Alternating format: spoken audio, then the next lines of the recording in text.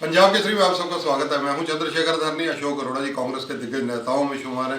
आज चंडीगढ़ के अंदर है, बातचीत करेंगे। अरोड़ा जी स्वागत है पंजाब केसरी में। बहुत बहुत धन्यवाद धरनी जी आपका।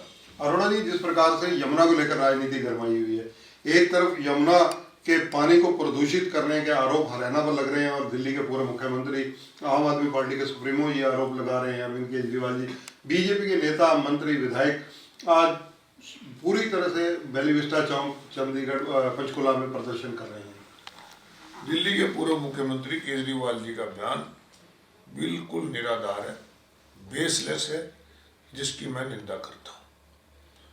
हरियाणा प्रदेश से जो दिल्ली को पानी दिया जाता है वो वेस्टर्न यमुना नहर से दिया जाता है।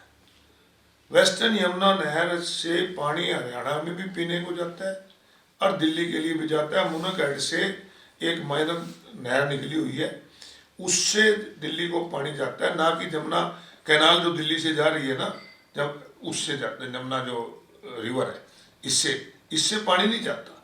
पानी वहाँ से जाता है। पूरी तरह से उनका बयान जो है वो बेसलेस है और इस प्रकार के भ्रम नहीं फैलाने चाहिए जिससे लोगों के मन में शंकाएं पैदा हों।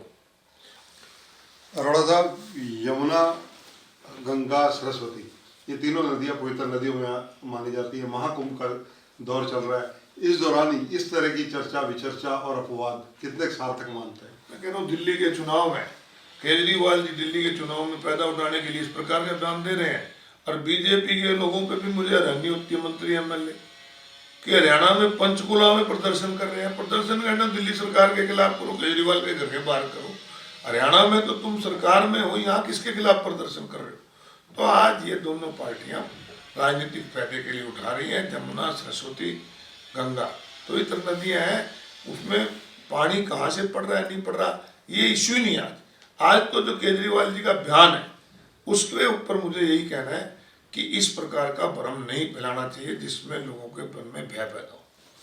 हरियाणा में सरकार बने 100 दिन से ज़्यादा हो गए और मुख्यमंत्री जी ने प्रेस कॉन्फ्रेंस की, नायब सिंह सैनी जी ने सीधा निशाने पर कांग्रेस थी। कांग्रेस का नेता प्रतिपक्ष 100 दिन में नहीं चुना गया। वैसे तो ये सरकार 100 दिन की नहीं, 10 साल 100 दिन की है और मुख्यमंत्री जी ने प्रेस कॉन्फ्रेंस में उपलब्धियां भी पूरे 10 साल 100 दिन की ही गिनाई हैं। परंतु उपलब्धियां के साथ साथ अगर वो ये बता देते कि ईडीसी के रेट क्यों बढ़ाए, कलेक्टर रेट बढ़ा के लोग में बोझ क्यों डाला, 47% पैसे पर यूनिट फ्यूल सरचार्ज के नाम पे लोगों की जेब पे क्यों रहा, यूरिया समय पे नहीं मिला, डीएपी समय पे नहीं मिला, किसान को भाव नहीं मिला। और रही कांग्रेस की बात, कांग्रेस पार्टी के हाईकमान दिल्ली चुनाव के बाद जल्द फैसला कर लेगा। ये हो सकता है कि हरियाणा के लिए पहली बार होगी इतना लंबा समय लग जाओ, न तो देश में ऐसे बहुत इंस्टांस मिलेंगे जहाँ बीजेपी अपना नेता प्रतिपक्ष 6 महीने में चुनता हो। एक आरोप और बहुत खुले रूप से लगा मंच के माध्यम से कि जितने कांग्रेस के नेता हैं, चाहे वो कुमारी शैलजा हों या रणदीप हों सुरजेवाला या भूपेंद्र सिंह हुड्डा, जो नेता प्रतिपक्ष और पूर्व सीएम रहे, केवल कागजी नेता बनकर रह गए। प्रैक्टिकली कोई कहीं नजर ही नहीं आ रहा, गायब ही हो गए बिल्कुल।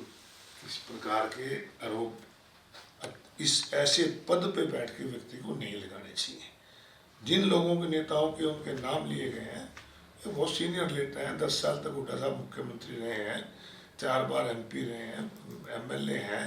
तो इस प्रकार से आरोप, शैलजा जी हैं वो सेंटर में मिनिस्टर रही हैं, 5वीं बार की मेंबर पार्लियामेंट हैं।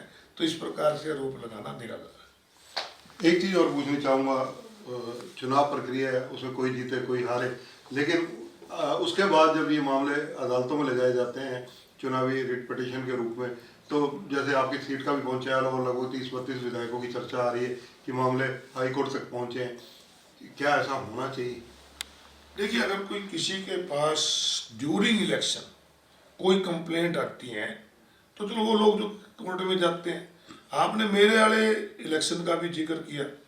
मैं आपको ये बताना चाहूँगा कि थानेसर विधानसभा के इलेक्शन में ड्यूरिंग इलेक्शन किसी भी कैंडिडेट के इलेक्शन एजेंट की, इवन जो पोलिंग एजेंट थे, किसी की भी एक भी कंप्लेंट नहीं है ड्यूरिंग इलेक्शन। ये सारे मामले आफ्टर इलेक्शन के। ऐसी याचिकाओं का अतीत में जैसा देखा गया बहुत लंबी चलती हैं, जल्दी निर्धारित नहीं होती। कितनी सार्थकता मानते हैं इन चीज़ों की?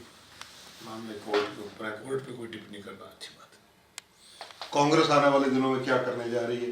कांग्रेस सरकार 100 दिन का जश्न मना रही है और कांग्रेस 100 दिन के बाद भी बिलों में घुसी हुई है। ये सत्ता पक्ष का भी आरोप है। ये सत्ता पक्ष तो आरोप लगा सकता है, आपको नहीं लगाने मैं चाहिए। उन्हीं की कांग्रेस नेता आपके एमएलए आपके सामने बैठे हैं, विधानसभा का सत्र पिछले दिनों हुआ था, उन्हें अपनी पूरी आवाज उठाई। अब आपका बजट सेशन आने वाला है, अपनी पूरी आवाज उठाएंगे, लोगों के हितों की बात करेंगे। हरियाणा का बजट सत्र भी आने वाला है, बजट सत्र केंद्र का भी आने वाला है। कैसा केंद्र का बजट होना चाहिए आपके अनुसार, और हरियाणा में आप क्या देखते हैं? बहुत वाजिब सवाल है रोनी जी आपका, कि जब भी केंद्र की सरकार बजट लेके आती है, लोगों को उम्मीद होती है कि बजट में क्या होगा। मैं पिछले दिनों अखबार में पढ़ रहा था कि केंद्र सरकार का जो जीएसटी कलेक्शन है वो अपने रिकॉर्ड स्तर पे पहुंच गया है 1 तिमाही का। तो मुझे सरकार से यही उम्मीद है कि अगर टैक्स कलेक्शन बढ़ी है तो निश्चित रूप से लोगों की जेब से पैसा गया है, तो इस बजट में जीएसटी की दरों में कमी करके सरकार लोगों को राहत देने का काम करेगी। और हरियाणा प्रदेश की सरकार का तो मुझे एक बात मेरी समझ से बाहर है कि जब हरियाणा प्रदेश में कांग्रेस की सरकार थी तो उस समय हरियाणा प्रदेश का बजट 60,000 करोड़ के करीब हुआ करता था और कर्जा भी लगभग इतना ही था। अब बजट 3 गुना से ऊपर बढ़ गया, बजट आज लगभग 2 लाख करोड़ के करीब है और कर्जा 3 लाख करोड़ रुपए हो गया। अगर बजट बढ़ रहा है तो कर्जा घटना चाहिए था, कहीं ना कहीं आपसी तालमेल की कमी मुझे नजर आती। धन्यवाद। तो ये हैं अशोक अरोड़ा, कांग्रेस के दिग्गज नेता हैं, पूर्व स्पीकर हैं, पूर्व मंत्री रहे हैं हरियाणा सरकार में। याचिकाएं डालना एक रूटीन का प्रोसेस रहता हो अपराजित कैंडिडेट्स का, लेकिन क्योंकि ये मामला सब जुडिस है और अदालत में, इसलिए इस पर कोई टिक्का टिप्पणी नहीं करना चाहते। सरकार के 100 दिन पूर्ण होने पर जिस प्रकार से मुख्यमंत्री की तरफ से कांग्रेस को क्वेश्चन मार्क में लिया गया, उन बातों के जवाब भी अशोक अरोड़ा ने बेखूबी देने की कोशिश की। कैमरामैन संजय सिंह के साथ चंद्रशेखर धरनी, पंजाब केसरी टीवी, चंडीगढ़। हमसे जुड़े रहने के लिए हमारे YouTube चैनल को सब्सक्राइब करें और नई वीडियो की नोटिफिकेशन के लिए बेल आइकॉन को दबाएं। अगर आप ये वीडियो Facebook पर देख रहे हैं तो लाइक जरूर करें और ज्यादा से ज्यादा शेयर करें। धन्यवाद।